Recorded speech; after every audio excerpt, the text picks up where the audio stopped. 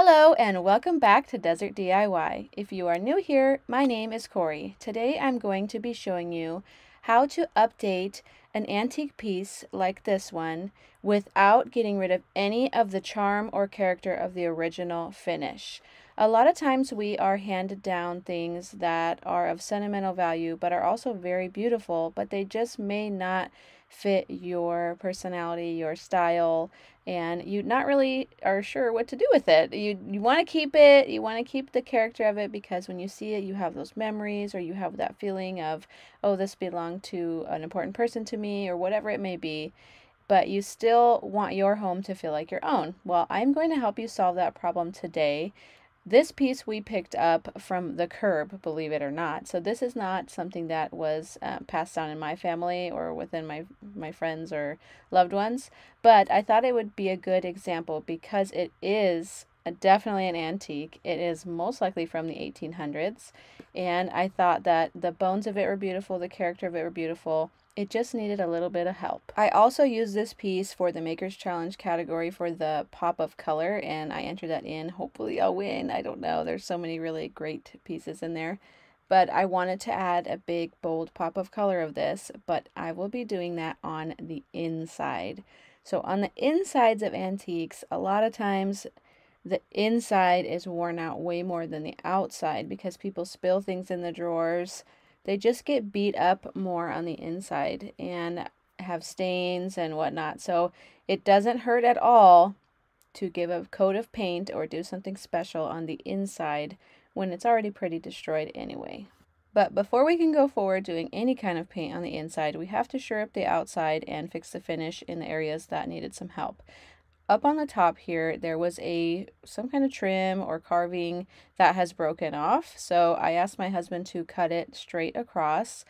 He's been helping me out with projects forever, and I love that he's so willing to be my teammate in doing this thing that I love, flipping furniture. But he cut it straight across. He actually wanted to cut it all the way straight across and get rid of the 2 points on either side, which would have looked nice, but I thought they were just too unique to get rid of. So I convinced him that they needed to stay, and then he sanded down that area nice and smooth. This piece had no stain on it. It is just a shellac finish because of the age. They used shellac at this time, and it's just aged into this beautiful tone. So when I go to refinish that area, I'm just going to use what they had originally used, which is shellac. Here I have my little 1-year-old helper on my hip as I spray the whole piece down. I get a lot of questions about cleaning pieces. I don't normally film the cleaning process because I personally think that it is very boring. But I thought maybe every once in a while I can show you how we clean certain things. I bought these little brushes off of Amazon, and you put them in your drill and you can clean something extremely quickly without any kind of wear and tear to your hands. And your fingers don't get all tired and cramped up from all the scrubbing. And as you can see, I can do this with the baby on my hip, although she did get hungry and I had to switch out with my husband about halfway through. But I'm going to show you what comes off of pieces like this. I've seen a lot of YouTube videos and Instagram videos where they clean something and then they show you the rag and it's all black. Something to remember is that a lot of times these pieces have been waxed and oiled for decades, over and over and over again. Wax and oil, wax and oil. And that stuff discolors over time. So this piece wasn't that dirty, and when you wipe it off and it gives you that blackness on your rag, a lot of times that's just the oil and the wax coming off because you're using solvents to clean it, which break down that oil and that wax. So you don't have to freak out when you see your rag turn black, and you don't have to keep cleaning it until your rag's not black anymore. That stuff is the oil and the wax finish that has been on there forever and ever. Since the piece was created, they've been wiping it down using different oils and waxes to preserve that wood. So don't freak out. It's not ruined, and it's not as disgusting as you think it is. The shock and awe of it is interesting, but it's really not what you think it is. On the back, I love seeing this handwriting from back in the 1800s. Everybody had such beautiful handwriting back then. It's hard to believe that the chicken scratch we do now came from that type of handwriting from over 100 years ago. But the backing of that little letter holder that was in the back of the desk part has to come off so that I can do the paint finish that I want to do. So my husband's taking it off very carefully. We discovered during this process that those nails are handmade nails, and I will show you them later when I go to put it back together. But they're handmade, and you can tell when a nail is handmade because it will have flat sides and an abnormal shaped head to the nail. Something that I really needed to do for the outside was fix this top. There was a couple drink rings and just some darkening areas where there was some kind of stain or whatever happened to this thing in its life. But since it was finished without being stained, it was just shellacked, I can sand only the areas that are affected and then put shellac over it, and you won't be able to tell very well where the areas are that I repaired. So that's what I'm doing here, and I'm using my Surf Prep sander, which I can link for you guys down below. And I also can link for you those brushes that we use to clean this in my Amazon store if you're interested in trying them out. Here's the shellac. I actually ran out of spray shellac after this project, and I'll have to shellac by hand with the brush later in the video. But you can see here that you just it's just a little tiny bit lighter on the top part where my husband cut across, but for the most part it becomes the exact same color that it was originally as soon as you shellac it. It's a little bit of a gamble doing it that way, but if it does happen to you that it's way lighter where you refinished it, you can always sand it back down and add a little bit of stain to darken it up. I'm not getting rid of the dark spots inside the bottom there of this cabinet because I am going to be painting the inside of it. I'm really excited to show you the color that I picked for the pop of color, and in true Desert DIY fashion, I ended up having to mix it and make it a little more custom because the color I picked originally ended up not looking as great as I thought it would, so I did a little bit of adjustment. And I definitely made sure to shellac everything before painting. That way it sealed everything in as far as stains go and smoothed the surface out to where it's a nice smooth surface to paint. Here's the color. What do you think of this cobalt blue? It's a Dixie Belle paint, and I saw it in the store and I immediately thought that would be perfect for the pop of color category for the Maker's Challenge, and I didn't even know what piece I was going to use it on yet. I just bought the paint because I thought, when I think pop of color, I think hot pink, bright yellow, lime green, and cobalt blue. And the cobalt blue is way more up my alley. I love blue. You guys know that I love blue. But as I was painting it on, I felt that it just didn't go with the tone of the wood. Of course, it's not going with it. It's a pop of color, but it just didn't look right. The tones of the blue and the tones of the orange in the wood, although blue and orange complement each other, it wasn't right. So I ended up having to make some changes to the paint color, and I also considered for a minute doing a pearl over it. I have a blue pearl, and I thought maybe I can make it look like a jewel box inside and pearl it and make it look kind of like a mother of pearl jewel box on the inside when you open it up. But as I was rubbing it in, I noticed that since it has such a rough grain, like there are a lot of deep grains in it, the pearl would not lay really well and it would look really weird. So again, back to the drawing board. I used a navy blue color and mixed it into the bright cobalt blue and got a color that I thought would be a little bit better. But even when I did that, it still didn't look like it was the right color, especially in person. You may not be able to tell on camera, but in person you can tell when something just doesn't look right. And a lot of times I will text my family members pictures and say, what do you think? And they agreed. So I tested out just the navy blue on there, and it ended up looking really purple compared to the cobalt blue, which I didn't want it to look purple. This is actually the color that I used on a side table makeover that I did recently.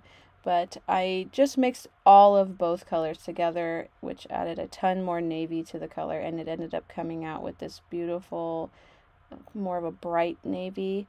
And this tone, once dried, looked gorgeous with the color of the wood. It looked very classic, a little bit like Ralph Lauren or something like that. It just looked something you would see in a classic older home with tons of character, and it was very traditional and beautiful.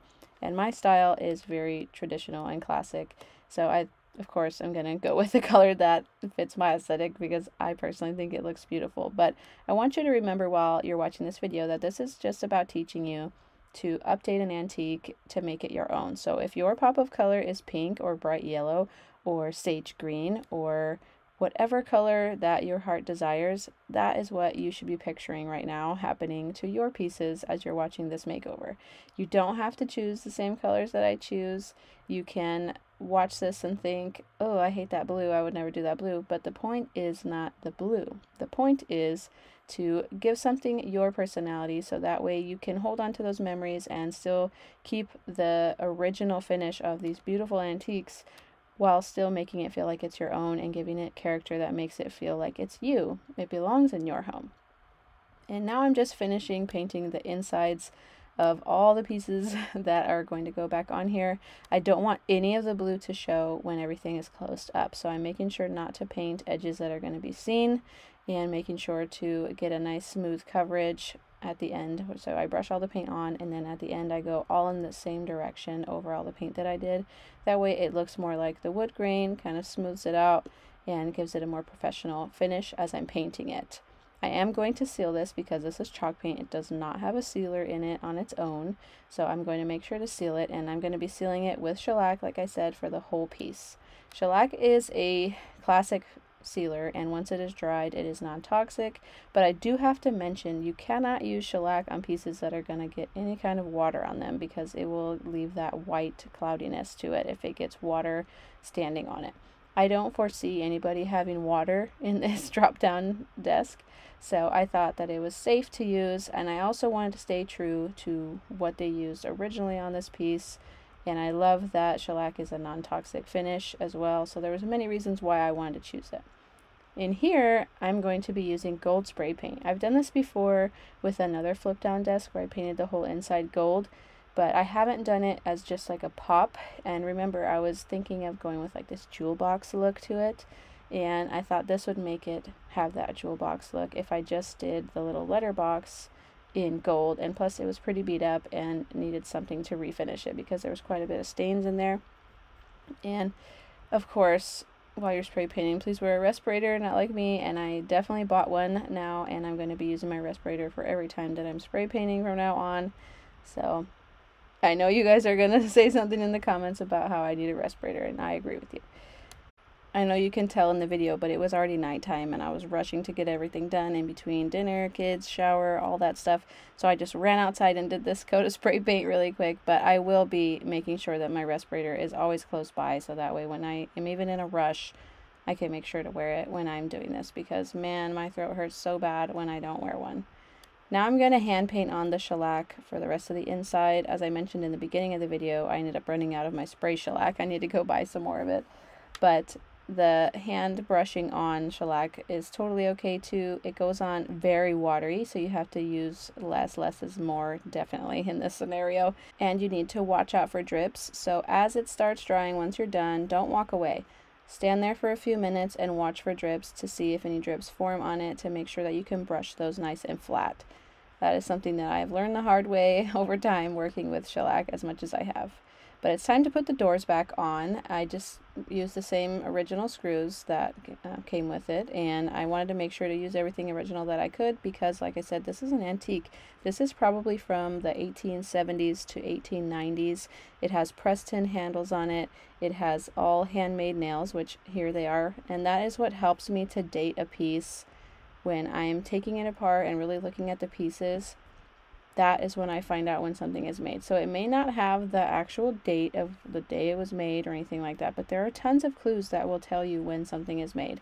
And when it has handmade nails in there, that is definitely an indicator that it came from a time before the 1900s. For the flip down desk portion, it had those big cracks in it that I didn't want to put wood filler in, so I had planned ahead of time to put on a piece of leather. This is faux leather, obviously, because it's blue, but I got it from Hobby Lobby for very cheap, and I'm cutting it to fit and creating that leather topped desk look. And I'm gluing it down with just some regular spray glue, and then I'm going to use these thumbtacks. These are not nail head trim, these are just cheap thumbtacks that I got from Walmart, to create a nail head trim for much cheaper. When you buy the nail heads that are real nail head trim, they're more expensive for less of them. So it's a much better deal to just buy the thumbtacks, although The thumbtacks are not strong enough to do upholstery, like for seats or something like that. They're not strong enough metal, and they could break if you tried to put any kind of tension on there. But since this is already glued down, there's no tension on these, and they're purely decorative. You can also glue on the faux nail head trim that I use all the time, that it comes on a ribbon spool and there's no actual nails in it. It's just the heads, and you can glue them on. I use that all the time in my YouTube videos, but those you can find at Walmart. Definitely go in the store to the ribbon section to buy them instead of buying them online, because they're more expensive to when you try and find them online. But this took me a little while to complete, and it was actually a really relaxing project. I was surprised because I normally hate tedious things like this, like repetitive things that you have to just sit and do for like an hour. But this was really fun for some reason, and I highly recommend it if you need some time to relax. Nail some faux nail head trim onto a desk surface. And I also really liked this leather because it's easy to clean up, and it's preserving the original antique underneath. I did not want to put in any kind of wood filler because it's an antique, and I want everything original under there. If somebody takes the paint off of this, everything that is original to it is right underneath it. And it's going to tell a really wonderful story as well. But the next thing that I need to do is just put it together, and then it's completely done. This project was so much fun, and I wanted to keep it actually, but I decided after a lot of deliberation that I wanted to donate it to somebody who would love it in their home. Here it is, completely finished. I feel like it has a bit of a nautical look to it now. What do you think? The original look of it was very feminine with all the filigree carvings on there, but I think now it's more of a gentleman's chest, and it's stately and gorgeous. And the woman who picked it up was actually giddy. She got out of her car and practically danced over to help me load it up into the back of her car. She is doing her house in all Victorian decor. She likes dark, moody colors, and I asked her to send me a picture of it in her space when she gets it finished. She's going to put this in a guest room, but hopefully she does. If not, that's cool too. I mean, people are busy, I get it, but if she does send it to me, I will show you guys. Thank you so much for watching. If you like what you saw, don't forget to hit subscribe, and I'll see you next time. Bye!